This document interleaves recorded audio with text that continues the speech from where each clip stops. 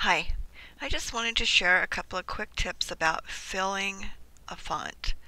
Alright, this was available also in eCal3, and I think it was in the original eCal. I just didn't use it then.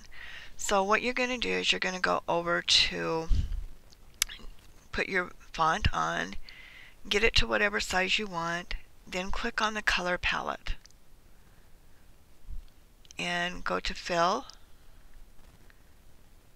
and Pattern. Now I haven't loaded any patterns. I've got a few in here, but hang on. Let's just do this. And select your pattern.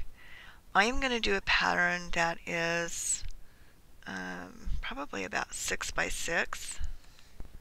You can make it any size you want. You could even do the 12 by 12 and your dots will be about the same size as in this particular pattern as they would on a 12 by 12.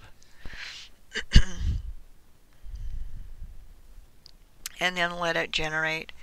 Sometimes it takes a little bit of time, so hang in there.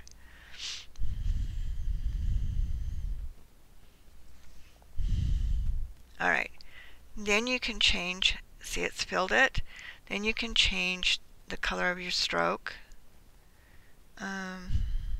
And I'm just going to go ahead and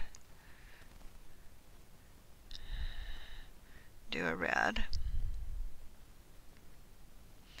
And I'm on a Mac, so it's a little bit different than what you would do on a PC, but it changes the color there, and I now have my thing. You can add a shadow if you want at that point. You can also do it with a thinner font. Alright, and I'm going to do the same thing. I'm going to change it to pattern. And you would have to use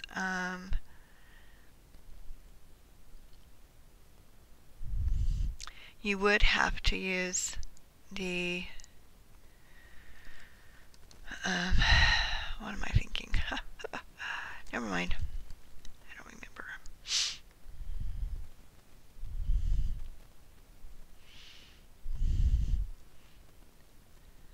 And this just takes a little bit of time for my computer to think, because it's been really busy today doing videos for other projects. So thanks for your patience.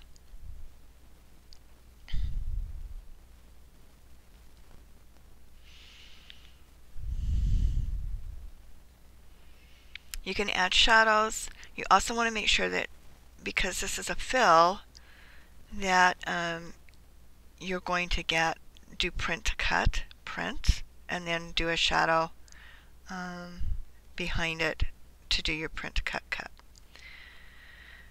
Alright. These lines are fairly thin, so it's going to be different, but you do the fill.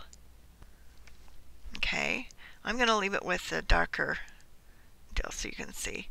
But you can also change your stroke. You can change the opacity of your fill, so it's a little bit lighter.